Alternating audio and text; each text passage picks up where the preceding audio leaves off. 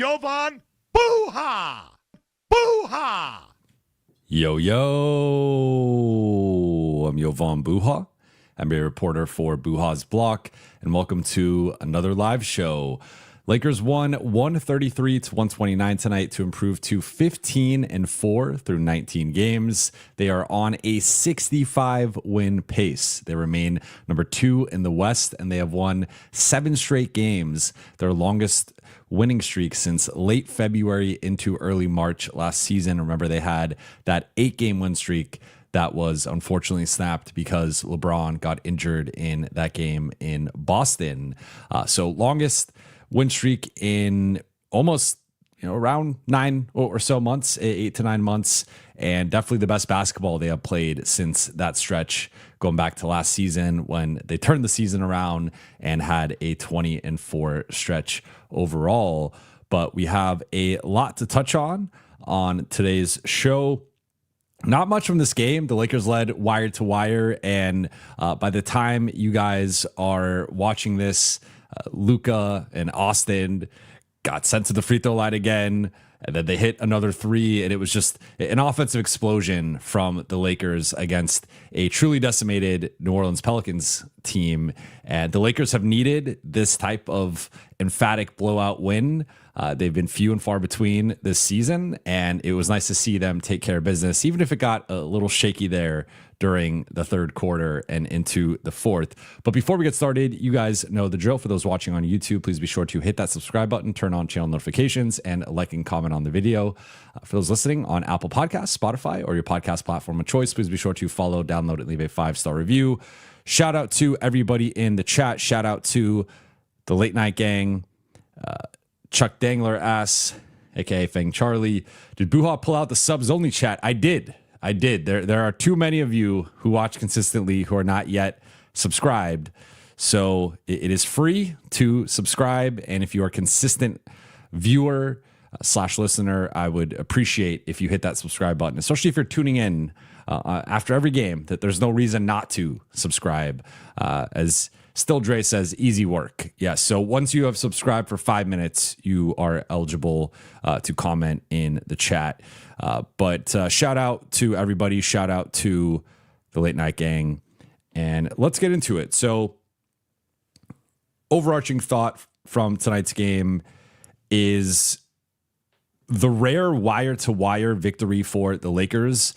They did not trail in this game, and they led by as many as 26. They absolutely exploded in the first quarter for 46 points, had 77 at halftime, which tied their season high for points in a half. And one of my gripes up to this point in the season with the Lakers has been their slow starts in the first quarter. It has been the struggles of the starting group. The first quarter, as of right now, is the only quarter this season that the Lakers have a negative net rating. So one of the common trends has been some of these slow starts and the Lakers being up by 3 points, 5 points, 7 points against a lottery team, or sometimes down against some of these teams. And then they progressively climb out of a hole and win some of these games by double digits, but it's maybe not as emphatic, as convincing as you would like for a team that at this point, I think, has established themselves as a clear top 5 team in the NBA and should be in that contender conversation. And if we are viewing them through that lens, they should be blowing teams out. They should be having a bunch of double-digit wins, right? Like I said last game, that's like the final checkpoint for the Lakers, is having more convincing wins, having more wire-to-wire, just blowing teams out. And tonight, for me, checked that box. So looking at, again, the first quarter, it was just Luka's hitting threes, Austin's hitting threes. Those guys are spraying the ball out. DeAndre Ayton was incredible tonight. He had another 20-point double-double, 22 points, 12 rebounds, 4 blocks for him, 7 and 9 from the floor, 8 of 8 at the free throw line. Luka, 34, 12 and 7. Struggled a little bit from the floor, just 9 of 21, including 4 for 12 on threes. Hit a couple threes early, and then it started to tail off a bit, but 12 for 14 at the free throw line for Luka. Austin, 33, 5 and 8, 9 of 15 overall, 4 7 on threes, 11 and 12 at the free throw line. So Lakers just, I mean, those three alone, that right there is 89 points And to get 89 from three players, and to do this without LeBron James, so I haven't even mentioned yet, LeBron sat out front end of a back-to-back. We'll be touching on him a little bit later with one of my takeaways, but just a really impressive win from the Lakers, and they stepped on New Orleans' necks early, and that's been something, again, that I've been reiterating in terms of an important quality, I think, for the Lakers to just have some good habits and start to stretch that out instead of trying for a quarter, trying for maybe a half. Like, can they stretch out the good basketball to 25 minutes, to 30 minutes, to 35 minutes? And again, tonight, the third quarter, I would even say starting in like late second quarter into the early part of the fourth was not their best basketball. They coasted a bit, and but they could afford to do so because they had such a big lead and because they had established such a big margin for error. So there's a human nature element of that. I'm not going to harp on that too much, but I just thought it was nice to see the Lakers actually get out to a big lead, not relinquish the lead, which, to their credit, they have not blown a double-digit lead all season in terms of any game they've led by double digits, they've won. But to not even, New Orleans got within like 13 at one point, I believe, in the third or early fourth. But even then, the game was never really in doubt. The Lakers were in complete control. And again, it was nice to see just from the onset a high level of basketball on both ends of the floor. I thought that first quarter defense, especially like the first 5-6 minutes of the game, was one of their best defensive stretches of the game. Like, in the blink of an eye, they were up 14-4, and really the game was never in question beyond that point. So even the one game I guess we could compare to this would be the Milwaukee game, and that's obviously a higher level of competition. Like, to be clear, I want to be clear here. This version of the New Orleans Pelicans are, without arguably their five best players or five highest paid players in Zion, DeJounte Murray, Jordan Poole, Trey Murphy, Herb Jones. I would say in some order, that's probably their five best players. So like, this version of the Pelicans is probably in the conversation with Brooklyn and Washington for worst team in the league. And I would even argue like Washington and Brooklyn probably have a little bit more talent compared to like who New Orleans currently had. So like, this was a game that the Lakers should have won by double figures. They did win by double figures. And this was a game they should have led by 20 plus points as they did. So I thought they took care of business in that regard. And again, that first quarter in particular, but even just looking at the first half, was a really dominant performance from them. And again, similar to the Milwaukee game, though even the Milwaukee game was a little bit up and down to start that game, and then they pulled away in the second half of the first. This was like, from the jump, LA took care of business and ended up winning this game to improve to 15-4. In terms of notable performers, already mentioned, I mean, it feels like it's just rinse and repeat with Luka and Austin at this point. Like, these two dudes are just playing at, like, Luka is playing at an MVP first team All-NBA level, which he's been playing at all season, but he continues to post these. He's going double figures. It rebounds or assists every single night. He's dropping 30 plus every single night, probably in the mid 30s at a minimum. And then he's getting nearly a triple double, if not a triple double in the other category.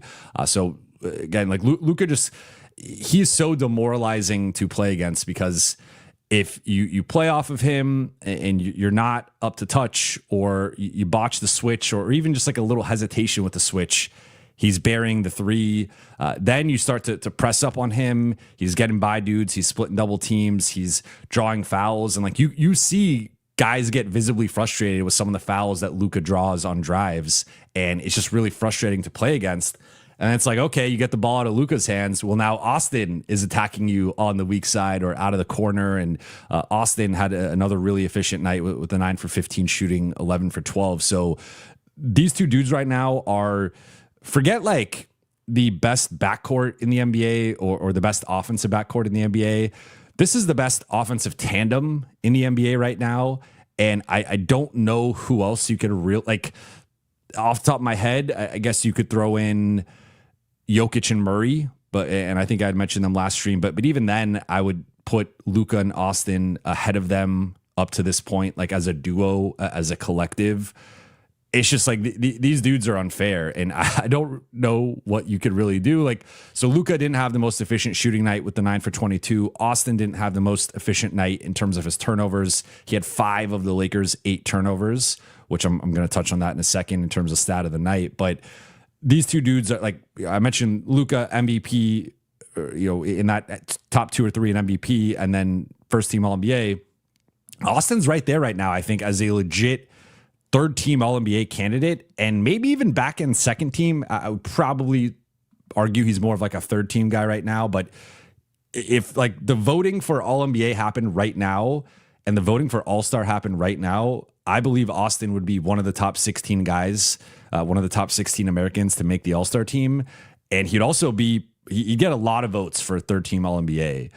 So like that's the level that Austin is playing at. Now, I do think longer term, it'll probably like decline a little bit just in terms of the counting stats as LeBron is able to amass a bit of a larger role offensively. I think there will just be a little bit of a ceiling there for, you're not going to have 3 guys averaging 28 plus per game. Like, I mean, maybe if there was a trio that could do it, maybe it's this trio, but realistically, I think Luka is going to stabilize as like that 32 to 34 a night. Austin's going to come down probably, right now he's at 28, might be at like 29 after tonight. That probably comes down to like 25, 26-ish. And then LeBron will also probably be in the low to mid 20s. So, I think that the numbers will dip a little bit, but I think he's on pace right now to be an all-star and is going to have a potential shot to be a third team All-NBA guy, depending on how long he can sustain this caliber of production, and then also where the Lakers finish in the West. If they finish second in the West, he has a real shot, I think, to be third team All-NBA. DeAndre Ayton, I want to touch on his defense a little bit later, but 22, 12, 4 blocks. This was one of his better two-way performances of the season, as it should be, going up against Misi and Queen and Kevon Looney. Like, those guys should not be able to hold their own against DeAndre Ayton on either end of the floor, and they did not. He dominated both sides of the paint, and I thought it was overall one of his best games of the season.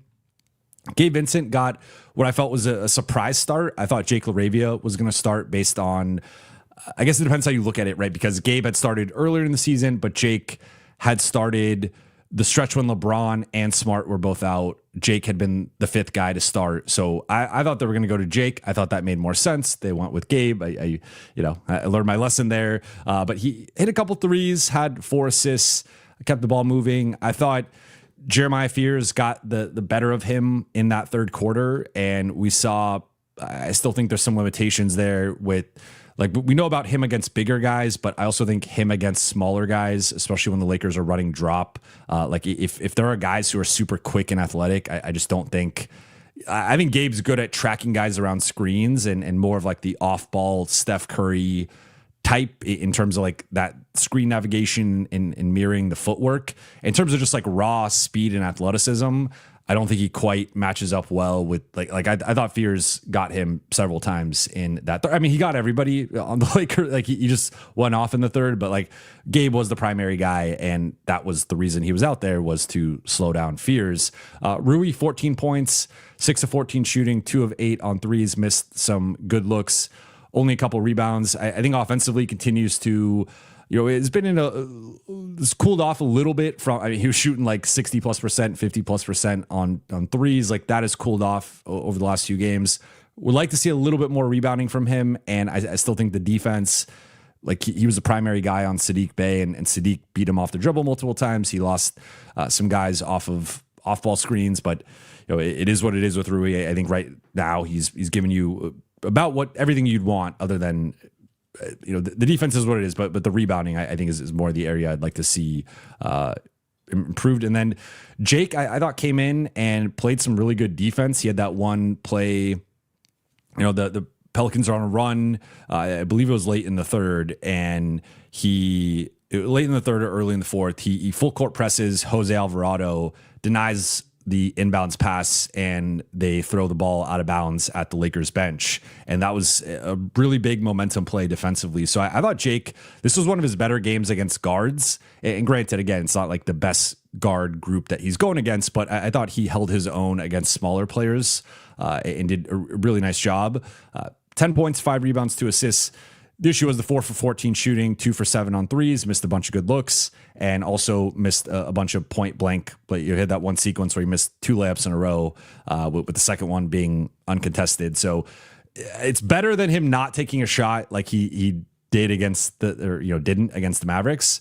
But he's still been pretty up and down on the offensive end. I think that's the thing right now holding him back from a larger role.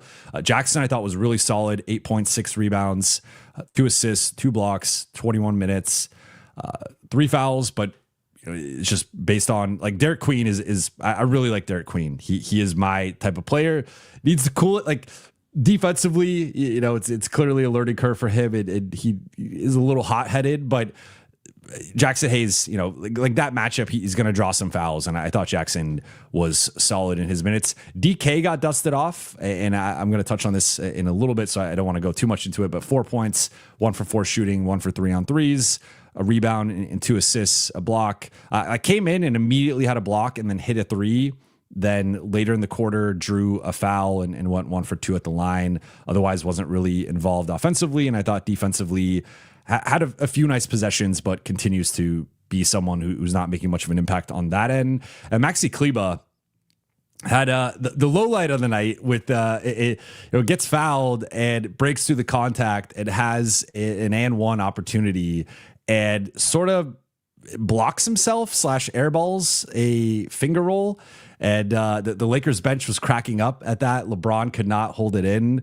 The guys are going wild on that. They're teasing Maxi, and of course it's all love. But I thought he's I think cooled off and sort of tailored off since his really nice performance in Milwaukee. He has not quite been the same player. I think he continues to have some impressive defensive possessions, but overall is looking more like a fringe rotation guy than a guy who should be in the rotation night to night. And then Adu Thero played 3 minutes in the first half, had a steal, and then didn't play the rest of the way. In terms of stat of the night, I'll go with 3. So 1, Lakers scored 133 points, which was the 3rd most they've scored this season. And I think that's notable because this was a game where they blew out the Pelicans and they took their foot off the gas again, I think from like late second into the early 4th. So had they been, and even then, like, them taking their foot off the gas, they still scored 31 points in the 3rd. So that's like the Lakers kind of coasting and just taking like the first shot available or the first like good shot instead of hunting a great shot. That's still them posting 31 in the 3rd. But I thought the 133 easily could have been 138, 140, 142 in a more competitive game. That's the level that the Lakers offense was humming on tonight. And then they had a season low 8 turnovers. The first game this season, the Lakers have had single digit turnovers. Their previous season low had been 11. So outside of Austin, who I mentioned earlier, who had 5, Luka had 2, Jake LaRavia had 1. No one else had a turnover. And I look at DeAndre Ayton as a guy who we've talked about his assist to turnover ratio. 0 turnovers for Ayton, only 1 assist, but you take that. You take the 0 turnovers and him being a positive in his assist to turnover ratio. And then you look at the blocks, season high 10 blocks for the Lakers. Their previous season high, which I had to like double check, I didn't believe it, was only 5 blocks. Tonight they had 10. So Ayton had 4, Luka had 1, Austin had 1, Jake had 1, Dalton had 1, Jackson had 2. So that's 6 players who had at least 1 block, and a couple guys in their centers who combined for 6. So from a rim protection perspective, this was one of the better defensive performances of the season for the Lakers. And that is going to take me into takeaway number 1. And it is just that. I thought that this was one of LA's better, like we've seen the high deflection and steal numbers from LA. They've had multiple games with 10 plus steals. And that is one of the strengths of this defense is they are a high level defensive playmaking defense, right? So they will swarm and they will pack the paint and they have their compact shell defense. And because of that, they have several guys with really good hands defensively, particularly Luka, Jake, Marcus, LeBron could be one of those guys. Then DeAndre Ayton, I think, has done an above average job as a rim protector this season. Jackson has improved as a rim protector. LeBron can be a good rotator and helper.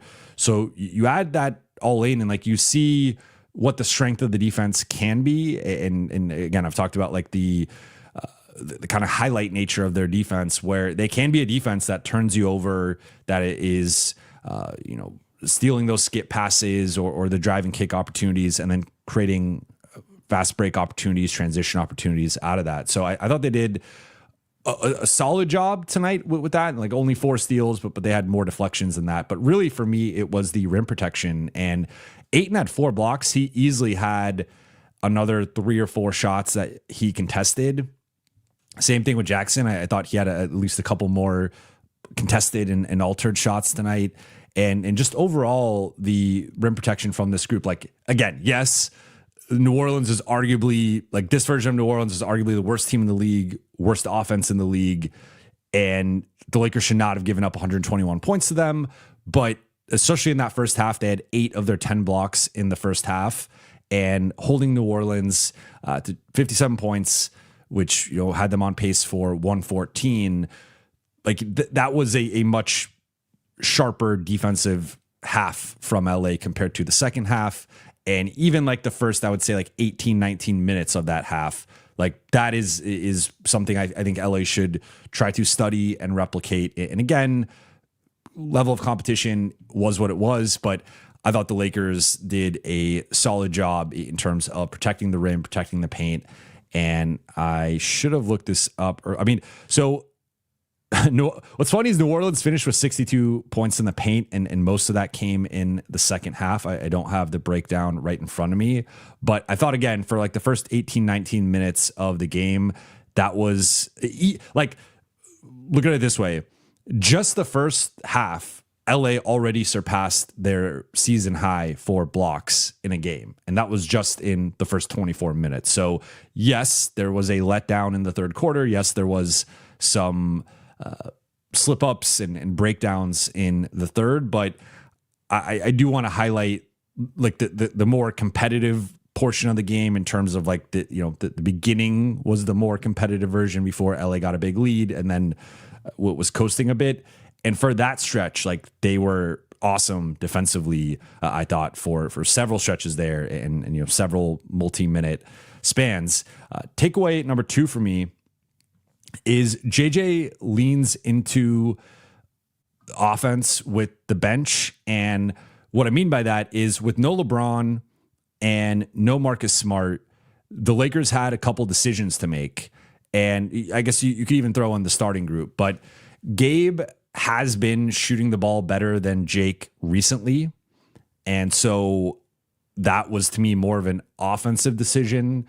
You could argue a bit of a defensive decision, I guess, putting him on Fears, but I would, I think Jake's been ultimately a better defender than Gabe this season. So I don't even know if I agree with the defensive viewpoint on that. To me, it was actually more of an offensive thing of Gabe. If you actually look at the Lakers on-off numbers, Gabe has been a big part. Like he's right now 3rd on the team in terms of on-off, behind, on-off summary, behind Austin and Marcus. And the driver of that has been the Lakers offense. The Lakers have been scoring, over 8 points per 100 possessions better with Gabe on the floor.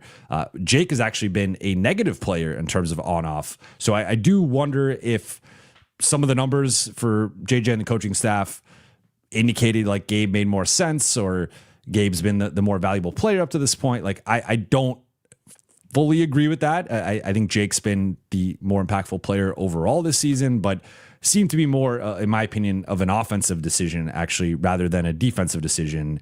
Though again, I think they're relatively close on that end. But then you go to the bench and they go with Maxi Kleba, and then you do get Adu Thero for that brief stretch, but the one shift, but then you also get Dalton for 17 minutes. And I've jokingly said over the past couple of weeks that Jared Vanderbilt is in a double decker doghouse. And we might have to start adding some stories to that, because once again, Jared Vanderbilt, DNP CD.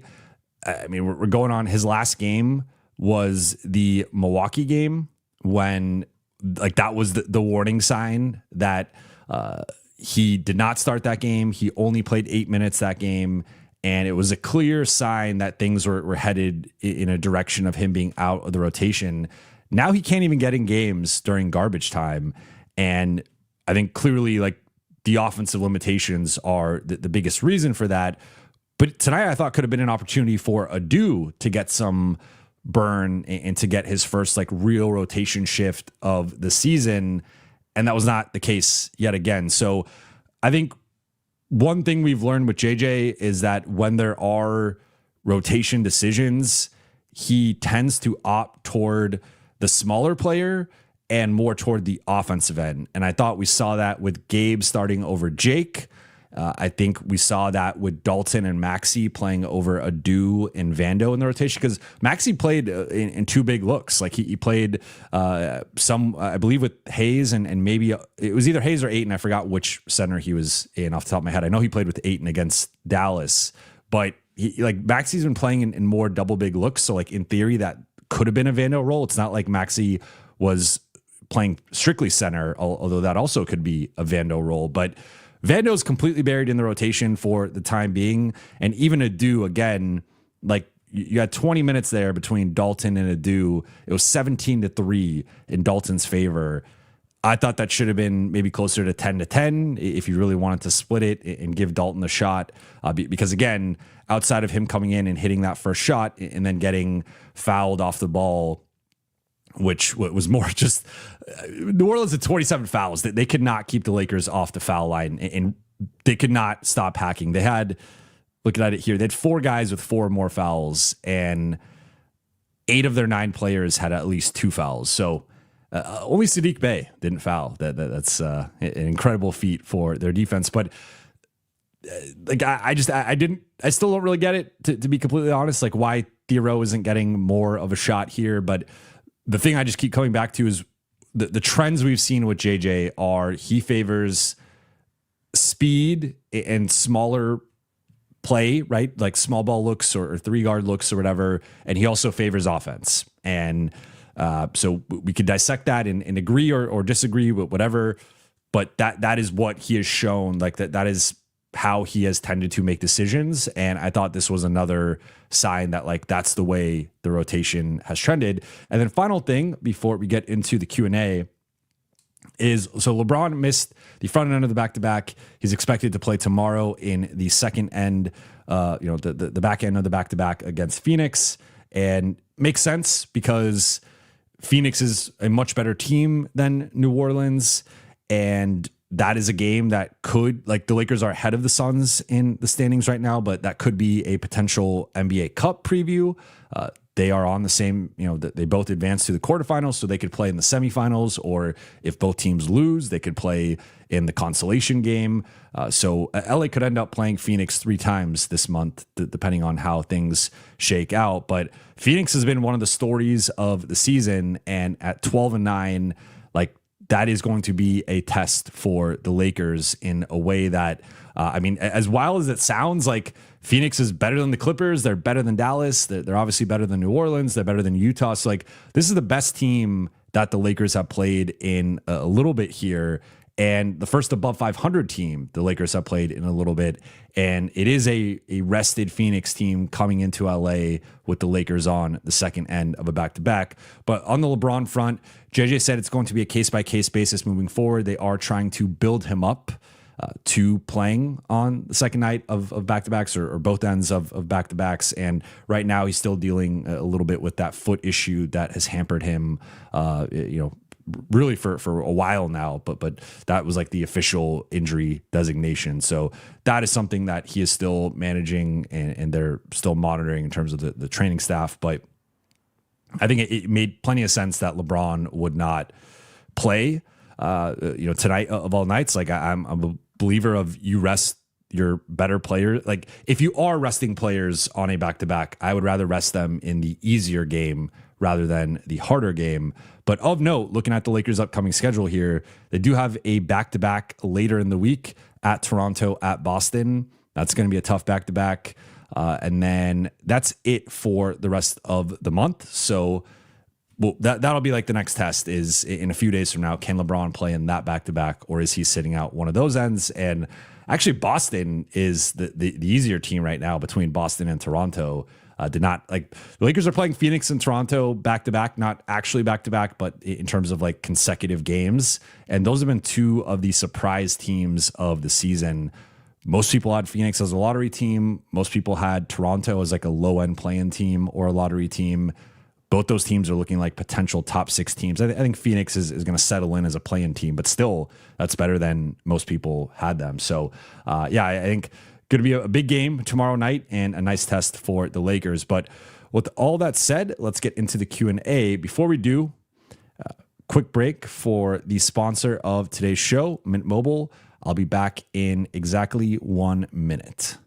Thank you to Mint Mobile for sponsoring this video. Mint reimagined the wireless shopping experience and made it easy and online. No stores, no salespeople. Mint introduced the concept of bulk buying to the wireless space. The more months you buy up front, the more you save. Plans come in 3, 6, and 12-month durations. Bring your own unlocked phone or shop the latest phones with Mint. No matter which route you take, you can keep your phone number and all your existing contacts when you switch. You can sign up and activate in minutes with eSIM from the comfort of your home. 96% of users rate themselves as highly satisfied with Mint's customer care. Plus, all of Mint's plans come with a 7-day unconditional money-back guarantee. And for a limited time this holiday season, you could get a 50% off unlimited wireless plan from Mint. Lock in Mint's lowest price of the season and pay just $15 a month for a 3, 6, or 12-month plan. Make sure to scan the QR code on the screen or click the link in the description. All right. Appreciate you guys for being patient. Let's get into the Q&A here. First one from Rich. Thank you for the super chat. Is Vando in the doghouse? No playing time even today. So I touched on that in my rotation takeaway earlier, but yes, he is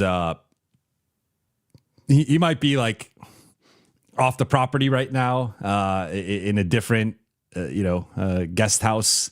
He's in the furthest piece of property on the estate right now. Yeah, look, like I think from a performance perspective, you could argue, like, I don't really disagree. Now, at the same time, I think looking at the way Maxey has played the last few, like he's not as harmful as Vando offensively in terms of being like a negative gravity player or a player teams are going to help off of. But he is a guy who, there was a 3-point opportunity he had today where he passed it up, swung the ball, and like he has not let it fly. And we've yet to see that version of him offensively in terms of like the Dallas version of Maxey, who was a sniper and one of the better stretch bigs in the NBA. We have seen the defensive side, we've seen the toughness side, we've seen the rebounding, but I would like to see more from him offensively for him to be an every night type of player. I think that the real issue with Vando right now, continues to be the offensive end, but I think specifically like with the way that Jackson is playing, Jackson I think has stabilized and really carved out a certain role of 16 to 20 minutes a night every single night, and it's just tough to play Jackson and Vando together. So could you find some minutes for him and Ayton maybe, but that doesn't seem to be a priority for the coaching staff right now. So I think with the full rotation, I get it. When you're down LeBron and Smart, it's a little bit of a tougher sell for me, especially in comparison to Thero and Dalton and Maxey. I think once you get to that part of the rotation, I think Vando has some utility. At the same time, the offense is so concerning, and I don't think the defense has been quite up to his previous seasons. That I get it. I don't necessarily agree with it, but I get it. Light him up. Thank you for the super chat. Jovan, you finally got your wish of Luka not playing more than 35 minutes, LOL. Also, what kind of package would it take to acquire Saddiq Bey? I was waiting on a Saddiq Bey question. I'm glad you threw that one in. And look, like, you guys know I don't have a rooting interest in this, but I have noted that I think Luka's minutes have been a little bit too high, and it would be nice to see him get some rest, especially on, like, Luka played only 35, but Austin played 40, which is tough to go into the second night of a back-to-back off of 40, but it is what it is. That's why he gets paid the big bucks, right? So Luka, 35 minutes, that's great. I think that should be the target range for Luka again, like within reason. This is not a LeBron against Denver opening night, ring night situation where you have a hard and fast, he's only playing 32 minutes and like you have a shot to win that game and you yank LeBron and you end up losing the game in part because then Denver goes on a run. Like, I'm not advocating for that. I'm just advocating to be smarter with Luka's minutes. And I don't even think he had to come back into the game necessarily. And that's a whole other thing of like, he probably could have played even fewer minutes, but I get like JJ is trying to win back the point differential in that rating and like, wanted to be, I guess, extra cautious in terms of not giving up a lead with how the Lakers were playing. So I get that. And then in terms of Saddiq Bey, it's a good question. I think he's relatively gettable. I think that the question would be like where he fits in the rotation. I don't think he's going to start over Rui. He's only making 6.1 million, so you could get there with Dalton. I mean, the tricky thing for the Lakers is they just don't have that like smaller salary. You probably have to combine a couple of Pelicans players. So could you do Bey and Alvarado for Kleba or Gabe? I would do that and throw in a second, something like that. I don't know if New Orleans does that. You have Alvarado has one more year, and I believe that it's player option 4.5. I don't know if he gets much more than that, but he could potentially get, that feels like he's in that, maybe he's in that like taxpayer MLE range. So maybe he declines that for next season. And then Bey has one more year at 6.4. So I feel like that's like I wouldn't say that would be my plan A or even plan B or even plan C. Plan C or D, I think would be a Saddiq Bey type. I do like Saddiq Bey. I think tonight, like he's a guy who he reminds me a little bit of Najee Marshall in the fact that like they are ultimately different players. Like to be clear, they're different players, but the reason he reminds me of Najee is these are guys who, due to circumstances with their teams and due to injuries, have had to take on larger offensive roles. And I think they've both impressed with their ball handling and playmaking and just like off the dribble chops. Now Najee, I think was even at a different level in terms of like his assists and playmaking in Dallas going back to last season.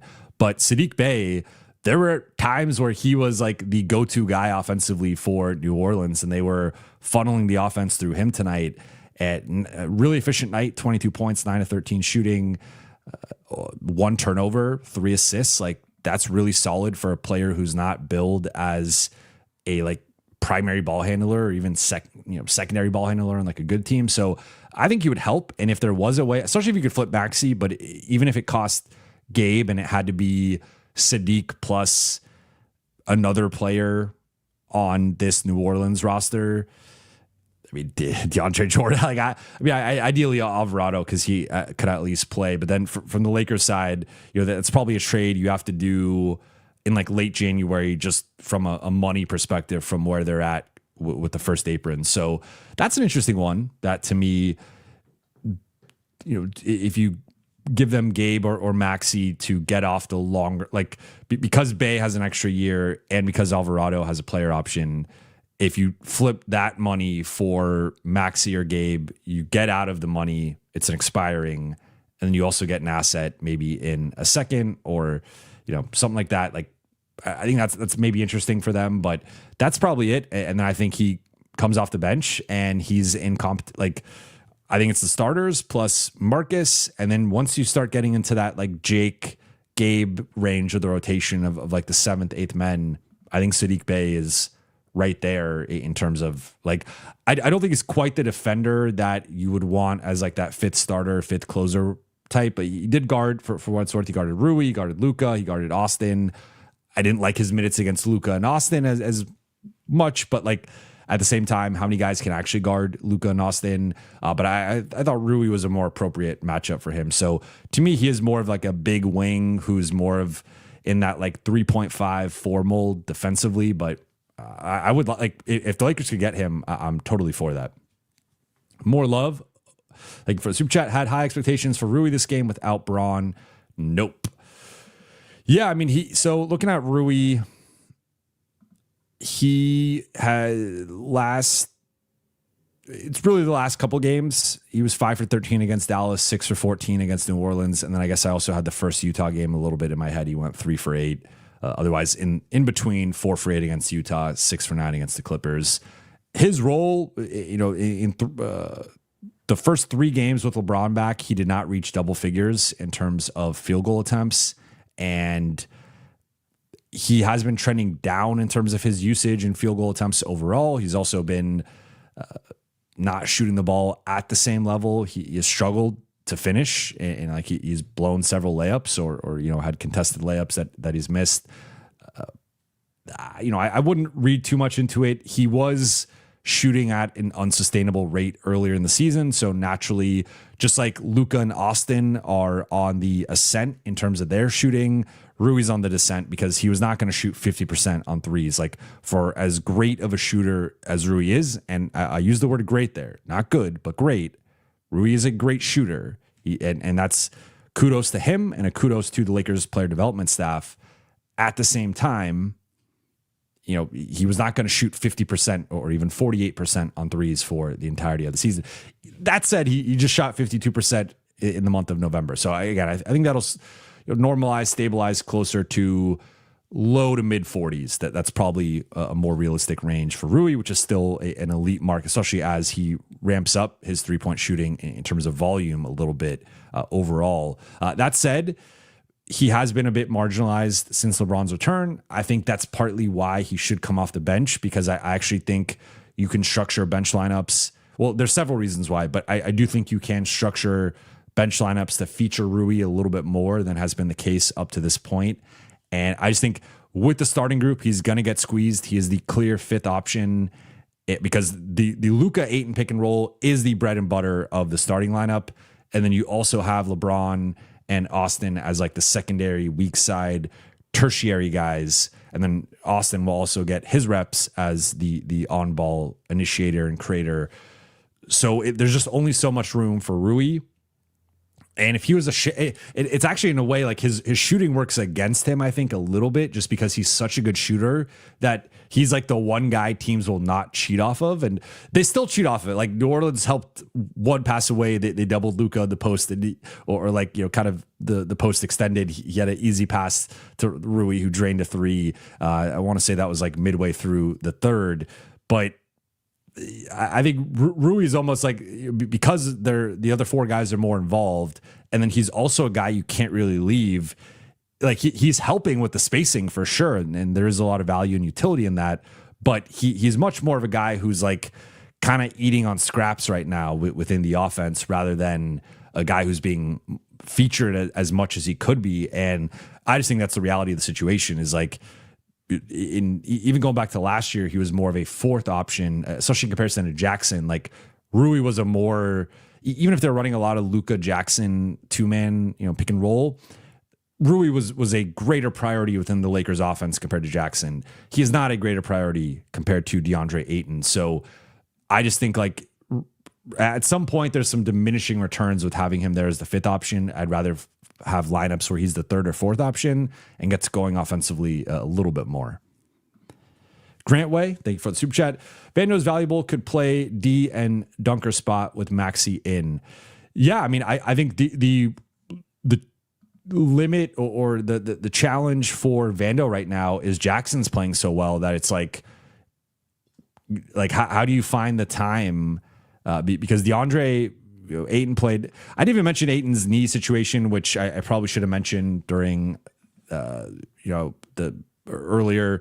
He banged his knee. We'll see if he's available for tomorrow, and I don't think it's serious. But he already missed a game left a game early and missed the game due to the knee contusion. So second night of a back-to-back. I assume the Lakers will be cautious, but maybe he's on a minutes restriction, or maybe he just sits out entirely. But Ayton played 27 minutes tonight, which I think was more of a reflection of the game just being a convincing win for LA.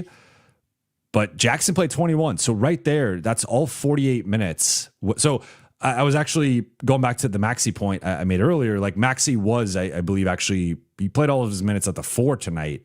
but was always next to Ayton or Hayes. So I guess at that point you're arguing for Vando to play over Hayes or Ayton, and maybe you could slice off some of Jackson's minutes, but I think Jackson's been playing well. I think Jackson's been solid, and in terms of like actual rim protection and playing the 5, I guess you could play Maxey at the 5 and Vando more as a wing player, but right now it's been like Jackson or Ayton at the 5 and Maxey more as a perimeter big defensively. It's just tough for me to see them slashing the minutes of Jackson, and that's where you could only play so many non-shooters. And I think right now, if it is a real competition, or like that's the spot that has to be determined, is it Jackson or Vando? I think at this point, Jackson's just straight up outplaying him, and I don't see them playing Vando over Jackson right now. Adam, thank you for the super chat. This is off topic, but do you think there will be a firing of any coaches besides New Orleans who already fired their coach? It's a good question. No, I mean, so typically when a coach gets fired, it's because they are underperforming expectations.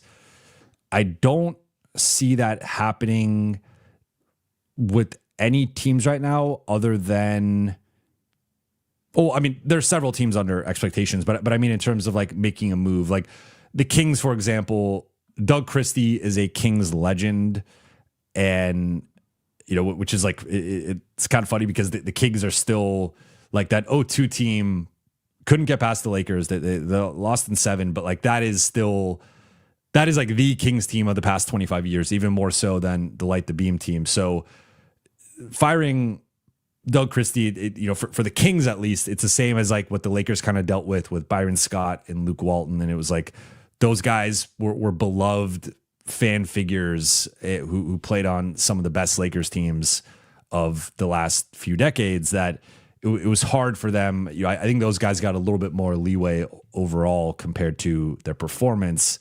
And that seems to be the way this is trending with Doug Christie. And so I don't think they're going to let him go. I mean, look, with the Kings, you can never rule anything out, but I don't foresee that happening. I think the two situations to monitor would be Jason Kidd in Dallas and Ty Lue with the Clippers. Dallas already made their move with firing Nico Harrison and has clearly blamed the entire Luka situation on him. But Kidd, I'm going to make it an interesting cross-sport comparison here. Kidd kind of has some Lane Kiffin to him, and I would not be surprised if he's already like longer term looking at a different situation or a different move. Just thinking about how he left Milwaukee and how he left Brooklyn, and he's just kind of been that dude who's always looking for greener pastures and doesn't always do it in the most above board way. So I would not be surprised if that's even more of like a mutual thing at some point with Kidd. Now he does have Cooper Flagg for the foreseeable future. So if I'm a coach, I'd want to attach myself to Cooper Flagg and have that be someone that I'm coaching long term. But maybe there's a different situation that pops up that has, or is going to pop up, that has Jason Kidd's eye longer term. Then the Clippers with Ty Lue. I do feel like Ty Lue is, to me, like clearly in that top 5 coach conversation, and has been a top 5 coach for most of the last decade. So, I think it would be reactionary to fire Ty Lue, but someone has to fall on this sword to some degree, and it's not going to be Steve Ballmer, and it's probably not going to be Lawrence Frank until they figure out this aspiration thing and have like a fall person, and then we'll see how that all plays out. But it does feel like Ty Lue is catching some heat right now. So I would say, but between the two, Lue's probably more, that one's a little bit, maybe closer to happening, I would say, compared to the Dallas one. But if I had to pick, I would probably say the Clippers or Mavericks move on from one of their coaches at some point. That said, I don't think any of these are imminent right now. I think these will probably have to play out over a little bit of a longer period. Because again, I think firing Ty Lue, like you could argue he's not gotten the most out of this roster, but I think it's clearly a flawed roster that is old and injury prone and slow and just not as good as a lot of people thought. So I would not. And then, I mean, look at it, like they're not Wizards, Nets, they were expected to be bad. They're tanking. Pacers, Carlisle's safe. Hornets, that's second year for Charles Lee, so he's safe. I mean, Doc in Milwaukee, I don't know, but Giannis got injured. You can't really put that on him. Then looking at everyone else, I just don't. Maybe Isolo in Memphis at some point, but nah. I mean, I think it's probably Lou and Kidd. The Wannabe GMs podcast. Thank you for the super chat. Due to the Bulls' decline, would Max, Gabe connect 2 swaps and the first for Ayo, Okoro, and Carter make sense? I mean, Maxi, I had flashbacks to including Max Christie in trade talks. Ayo ballin, keeps Rui. Okoro is a great fit. I think it's a slight overpay, and this is where the Lakers not having multiple seconds. Like, I think to me, this is more of a, because the swaps I'm going to put aside, because if I'm the Bulls, I'm not confident that I'm going to be, again, I say this every time I talk about swaps, but a swap is, if you're the team receiving the swap, you are betting that you're making a future bet that in that year, whether it's 2028 or whatever year it is that the Lakers would be giving up swaps, you're making a future bet that team is going to be worse than you. If you're the Chicago Bulls, whether it's 2028, 2030, I don't have a lot of confidence that I'm going to be better than the Lakers. Of course, crazy things happen. Just look at the Clippers Thunder situation. Like, there is certainly value to taking on the chance of a swap hitting, but it's certainly less than a 50% chance, if not much lower than that ends up materializing at some point. So I would put the swap to a side and look at Maxi, Gabe, Dalton in the first for Ayo, Okoro, and Carter. I think I'll say this. For the Lakers, I do think they would view that as an overpay. I think, I'll even take it a step further. Like, some of the guys we've talked about before, Wiggins and Brooks, I've already said, I think those guys are kind of iffy first rounders for the Lakers. And we could debate whether Ayo's better than them or not, but he certainly is not the same name as a Wiggins. He's not the same name as a Dylan Brooks. Those guys are entrenched as known commodities and like full-time 30+ minute a night starters. And I'm not even convinced that the Lakers would for sure give up a first for either one of those. I think Herb Jones is probably the standard. So maybe we make it like the Herb Jones rule in trade conversations here, where it's like, if the player isn't as good as Herb Jones, I don't think the Lakers are going to be giving up a first round pick for them.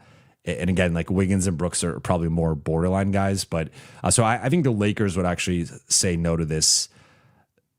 Chicago,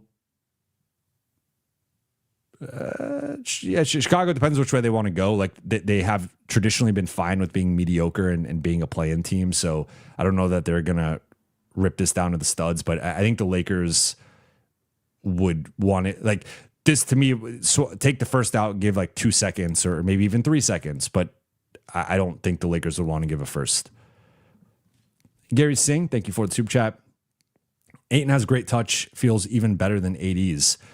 Yeah, I think he has better touch than AD, just straight up. Like, and that's no knock on AD, because AD's a better defender, a better rebounder, a better passer, and overall a much better and more like we've talked about peak AD. Like peak AD, there was a time going back to probably like late New Orleans, early LA, where AD was regarded as the top 3 player in the NBA, or at least in that conversation. Like you had several of the ESPN player rankings and the different sites.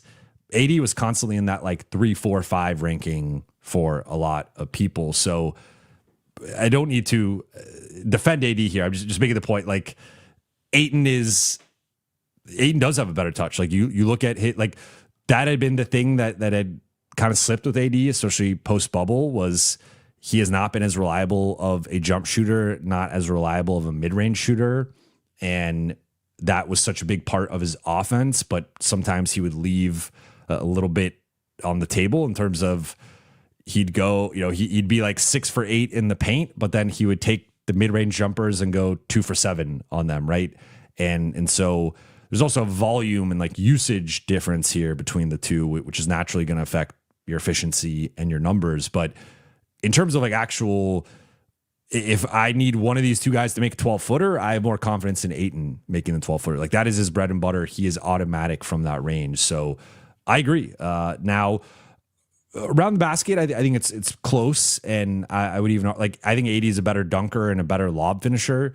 So again, like I just defended AD a lot because I felt bad saying Ayton's has the better touch, but specifically like once you get like 8 to 16 feet out, I have way more confidence in Ayton, and that's before even this season or since AD was traded. Like looking at Ayton's mid-range numbers, that's always been a strength of his, and AD outside of a couple stretches post-bubble, that's been one of his offensive weaknesses. Encombe Hoodie, thank you for the super chat. I feel bad for Vando and Thiero. We need defense, and these two can't get any burn. Our offense is good enough to offset their shooting somewhat. Redick is a far better coach, but Ham used Vando better. I agree with everything you said. I think one of the issues here is that the Lakers are playing two non-shooting bigs, and then most of the rotation has underperformed in terms of shooting. So now that things are normalizing and we are seeing, I didn't even mention it tonight, but LA shot 15 to 41 on threes, 37%. So this is, I believe, like the third, at least the third, if not the fourth straight game that LA has been hitting their threes and been a positive shooting team from deep. If that continues, I think it does allow for more leeway to play Vando and Thiero. I think the issue has been they're already playing a paint-bound, limited offensive center in terms of just, again, Ayton has the mid-range, but he still is operating within like the free throw lines and below largely. Jackson, I mean, look, Jackson's had a couple of nice post moves and post finishes the last couple of games, but for the most part, Jackson is a guy you only want dunking or trying to dunk and drawing fouls or whatever, tip back, putbacks, tip ins. Very limited offensive player in terms of his range. So you have that, and then you have Luka underperforming as a shooter, Austin underperforming as a shooter, Jake underperforming as a shooter, Marcus underperforming as a shooter, Gabe started the season underperforming as a shooter. Again, Rui was the only guy in the rotation who was shooting at or better than career norms from three.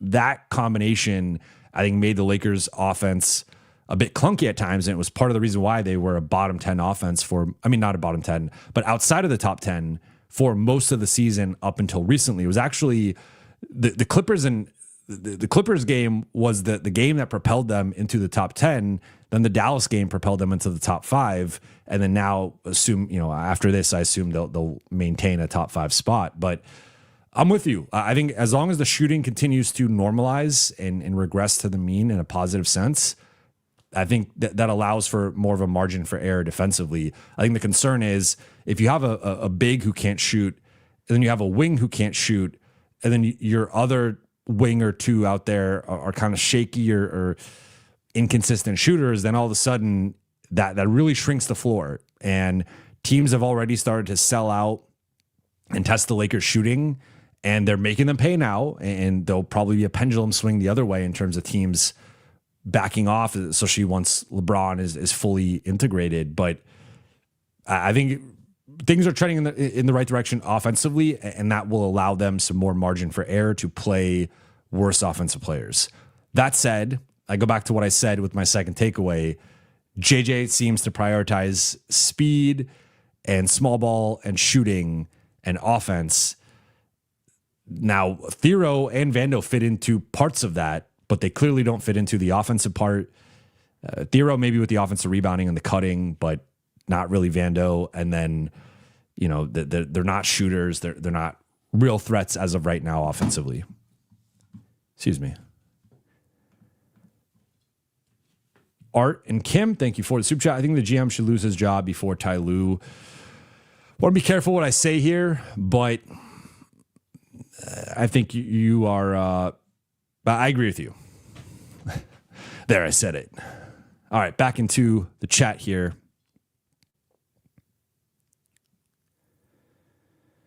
Just Incredible says, people are saying Vando's liability, but the guy who replaced him had 0 points last game, only 2 points this game, and airballed a layup tonight. You're talking about Maxey. Yeah, I mean, that's where like Maxi's kind of turned into a pumpkin offensively. Looking at, I mean, look, his season high is 3 points, so I don't want to overdo Maxi's offensive contributions, but starting with that Milwaukee game, I thought more so defensively and on the glass, is on the glass was honestly more boxing out. I think Maxi's a really good.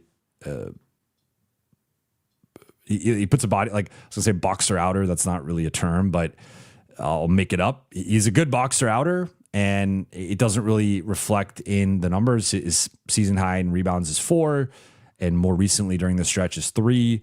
But yeah, I mean that's the like.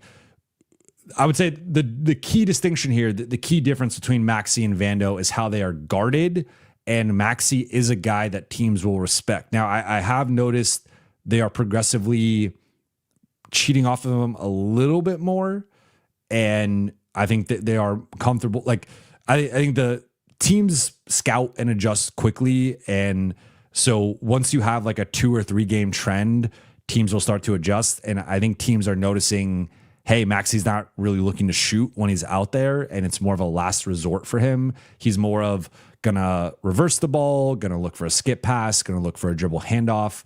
He is not trying to shoot. So I think that will ultimately make his gravity even more negative. But I would say there is a notable difference between Maxi and Vando in terms of how teams defend them, how teams respect them. Maxi, for his career, is a 35% three-point shooter on 3 attempts per game. He has a season as a 41% three-point shooter. He has multiple seasons above league average. So while he's a bit removed from that, that's still like Vando has never been a league average 3-point threat in a serious way. Like he has always been a limited. Now, it used to be his defense and his rebounding and his energy and his hustle would offset that to the point of him starting in Utah and Minnesota and the Lakers. I don't think he's been quite that same player this season, but we'll see. Sammy Infer, how do you think the Suns game goes tomorrow? I think a big factor for me is whether DeAndre Ayton plays or not. I think if DeAndre plays and you have a rested LeBron, I would favor the Lakers to win that game. If DeAndre is out, I think it's going to be a tough, like, because that's a big team. They are big and tough and nasty. And, you know, they got Mark Williams. I really like Malawach in his limited. I mean, he's more of a garbage time guy, but when they're fully healthy. But Iguodala, I don't know if Mark Williams he missed the last game. I don't know if he's playing or not. But of course, people always come back against the Lakers. But I would say I would make the Lakers the favorites if Ayton plays. If he doesn't play, I would still probably have them as move.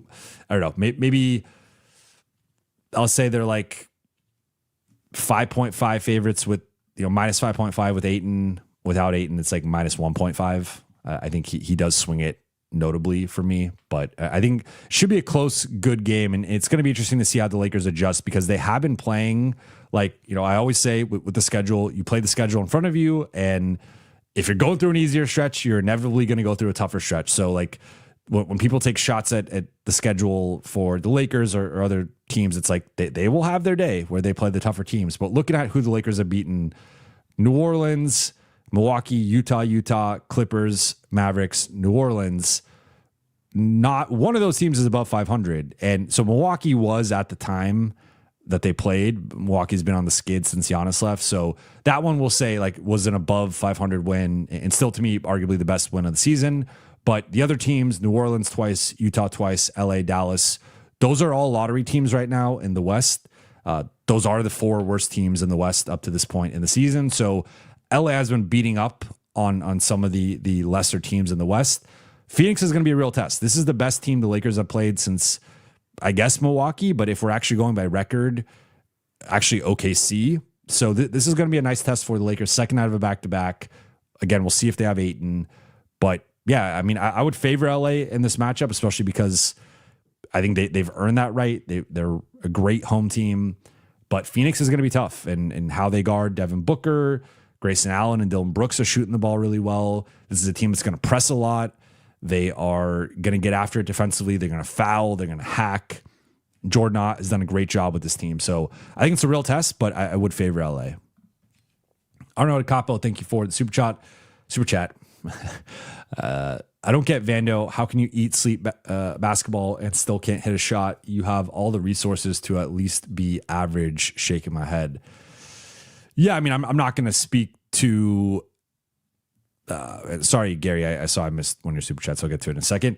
I'm not going to speak to his work ethic because by all accounts, I heard Vando was in the gym a lot this offseason, and there was the talk during training camp in the preseason about his improved shot and about him shooting the ball well in practice. And, you know, we did see a couple of makes and a couple of stretches in the preseason where he looked like a little bit better as a shooter.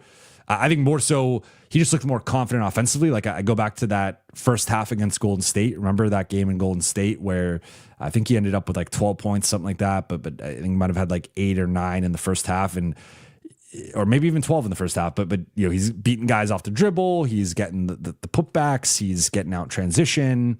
He's like faking a dribble handoff and attacking the basket. We just have not seen that type of play from him consistently offensively. And again, I continue to reference the numbers, but 4 straight years of him declining as an at the rim finisher. That I think has been kind of the straw that's broken the camel's back here, where I think it's even one thing if he's an unreliable shooter, there are still ways to make it work with the spacing. I think there's just straight up like, I don't think they have confidence that like if he gets the ball on a cut or he gets the ball in the dunker spot, he's going to make the layup. Like, and I don't blame them because it's been going on now a couple years where he has really slid and I'm making up words that our brain is scrambled here. And we're still in the front end of the back-to-back. But he's declined as a finisher, and that is a troubling development for a guy who is already offensively limited. You don't want to be declining as a finisher on top of that. So it's a bit problematic. Chris says, didn't Ayton say he was good? I was not. So full disclosure, I was not at the game. I was taking my son back to Vegas. So I did catch the game in its entirety, but I was not at the game. I'll be there tomorrow. So was not in the locker room post game to hear what DeAndre said. And then Gary had a super chat. Thank you for the super chat here. Can you see the Clippers trading everyone and rebuilding? No. And the reason why is because the Clippers don't have their own pick. It's unfortunately for the Western Conference going to Oklahoma City, which is just, I think I saw something, I forgot if it was yesterday or earlier today, that OKC has like a 40% chance right now to have like a top 3 pick, which is just absolutely, maybe it's top 5 pick, but still, regardless, OKC getting a top 5 pick with their current roster is just absolutely bonkers. So the reason why I don't see the Clippers trading everybody and rebuilding is because there is nothing to rebuild in terms of they don't have most of their picks for the foreseeable future. So if you tank this season, you are just helping OKC. You're not helping yourself. And now I guess the one kind of gray area here is like, could you flip guys for picks in this draft or in future drafts and say like, okay, well, we're not in control of those picks, but let's at least like tear it down and see if we can restructure our future that way. Like, sure, but it is tough for teams to rebuild or tear it down when you don't control your picks, because you could be setting up a situation where you're just bad and not really benefiting from it. Like that's the way that the rebuilding cycle works, is you're supposed to be bad and then you benefit from it by getting high draft picks and then rebuilding your talent pool that way. Like the Lakers would, the Clippers would have to like trade specifically with certain teams to get their picks back to either get the Clippers picks back or to get like, all right, trade someone to Brooklyn and try to get Brooklyn's pick or Washington. But like those teams don't want to give, like, why would Washington or Brooklyn give you their first round pick when they're tanking for that? Right. So it's like, maybe you could get a back end lottery pick or like a mid first round pick, but it gets tricky. The other element is like Steve Ballmer wants to win, and I think he's going to try to go the other way of trying to save the season with like a desperate move. So even if they do tear it down, though, I will note, as I've said, and this is where my brain went to the Lakers, like I just don't see them trading with the Lakers. Like I there are certainly guys on that team that could help the Lakers, but them trading back Zubats or trading DJJ over, or even John Collins, I think could help the Lakers in a certain context, depending on the price. I just don't see it with the Clippers. Sammy asked, do you think Luka never wins a ring because of OKC if they got a top 5 pick? No, I don't think so. I think if Luka doesn't win a ring, it's just because of how difficult it is to win a ring. And we have seen a lot of parity in the NBA since that Warriors team, right? We haven't had a repeat champion since then.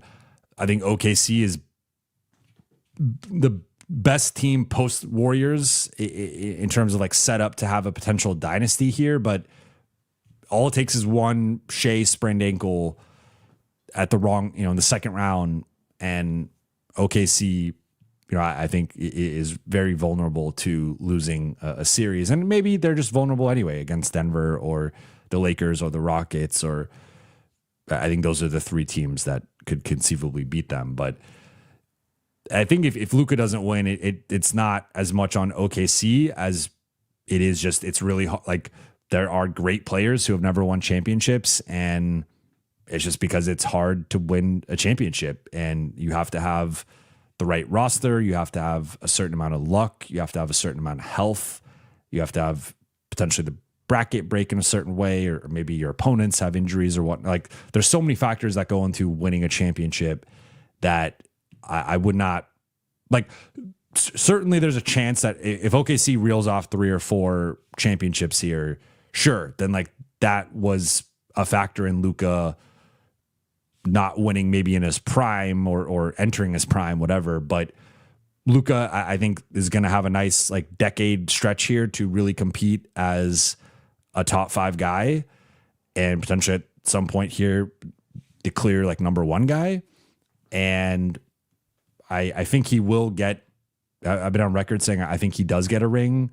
I don't know when that is. Maybe it isn't like the next version of the Lakers, however they build that out. But I mean, OKC is a factor. I don't want to downplay OKC as a factor, but I don't, if any, like they're going to have some tough decisions to make with Hartenstein and Dort. And ultimately, I think very long, end of 2020s, they're going to have some decisions to make with Shea and Chet and J-Dub. And we'll see if they can keep all 3 of those guys together. So OKC at some point will come back down to earth. But I think if Luka doesn't win, it's more so just, it's really tough.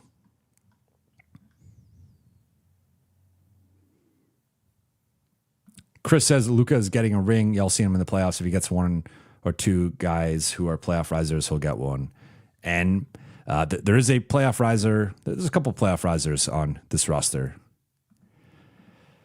Joel says, rough day for me. Family member passed this afternoon. Came here for some good vibes. Shout out to you, Jovan. I'm so sorry for your loss, Joel. You are in my thoughts and prayers. And I am glad that you came to the late night gang for the good vibes, and I hope that we offered you a little bit of a break from the pain that you are going through. But shout out to you, and hope this is a nice little distraction here. BC says Lakers have never failed to win a championship with a genuine superstar. Good point. Doggy says if you say Reeves is a playoff riser, that's a lie. I didn't specify anybody. I didn't specify. I mean, I could say LeBron is obviously a playoff riser. All right, going to go about 5 more minutes because it is a back-to-back. And got Lakers Collective in the morning. Mo Love.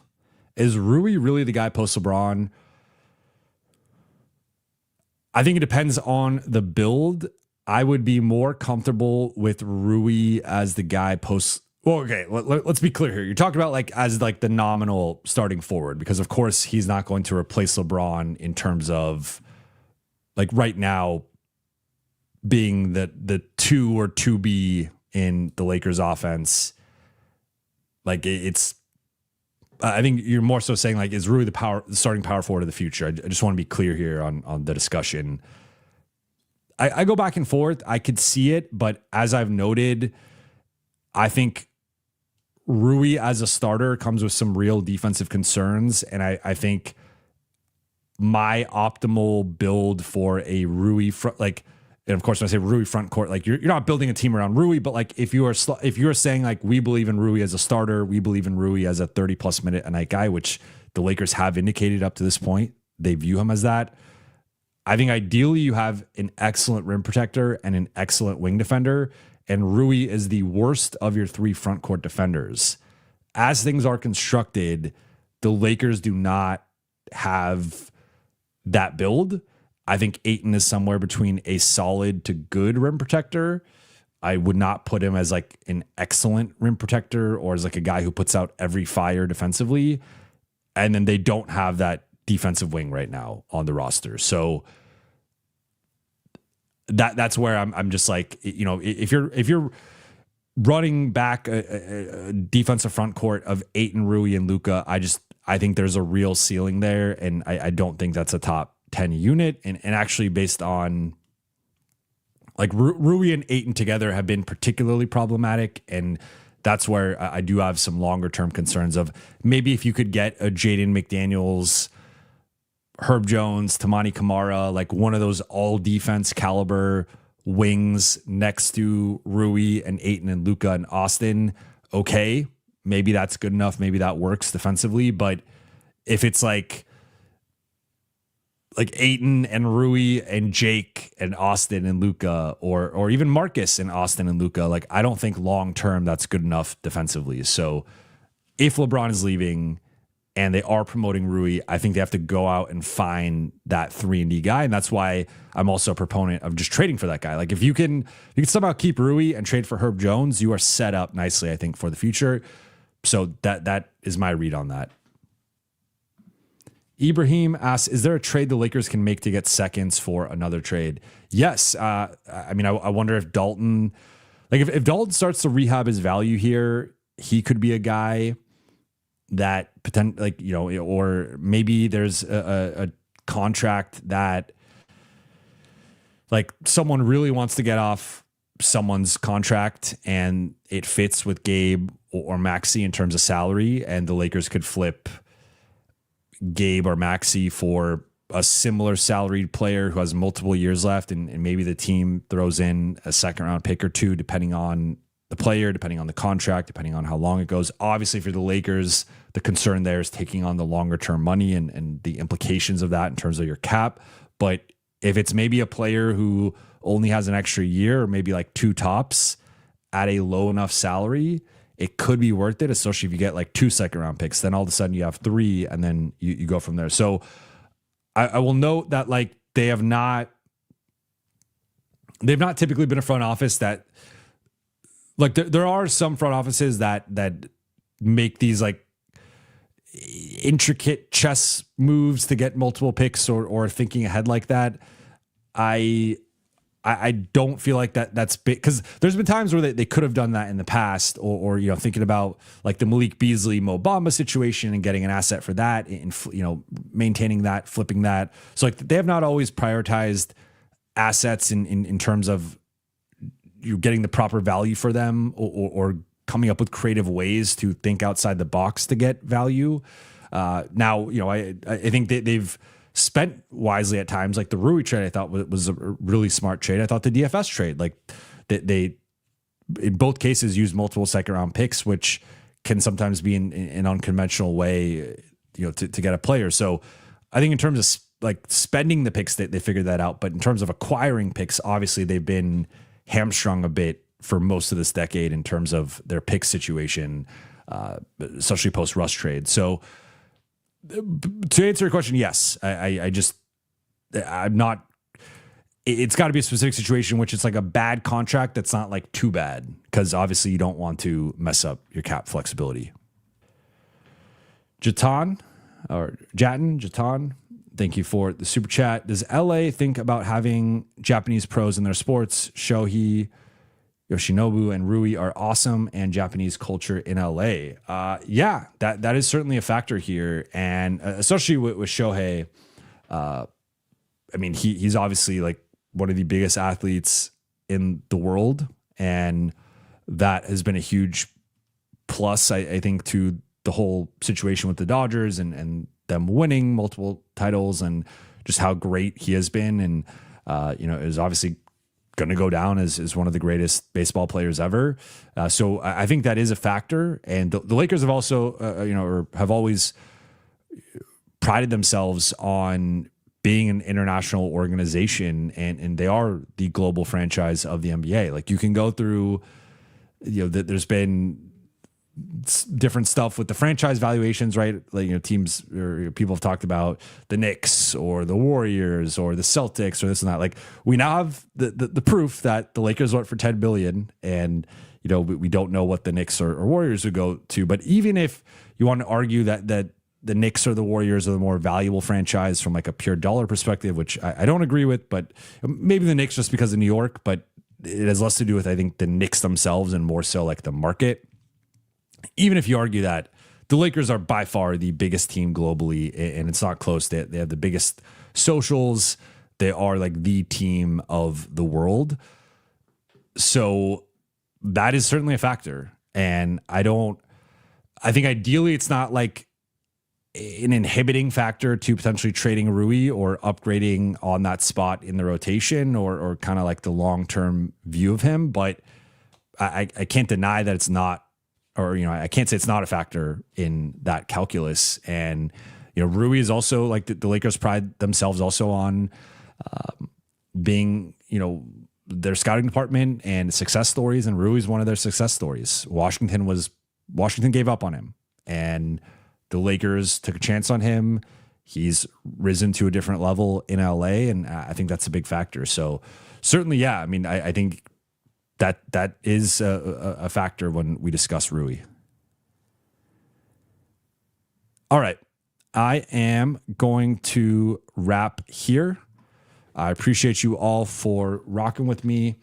For those watching on YouTube, please be sure to hit that subscribe button, turn on channel notifications, and like and comment on this video. For those listening on Apple Podcasts, Spotify, or your podcast platform of choice, please be sure to follow, download, and leave a 5-star review. Shout out to the chat. Shout out to the late night gang. I appreciate you guys. I will be back tomorrow after the Lakers-Suns game. I will be there, so it will be a little bit of a later live. I will also be live tomorrow at 11 a.m. Pacific time with Trevor and Jason for a new episode of Lakers Collective. We are now going twice a week. And also wanted to note, I did make a change for those in the chat tonight. As you guys know, went with subscribers only. So many of you watch and comment and interact without subscribing. So I would mean the world if you just took the 2 seconds to hit the subscribe button and then join in the chat that way. But appreciate you all, and we'll talk to you all very soon.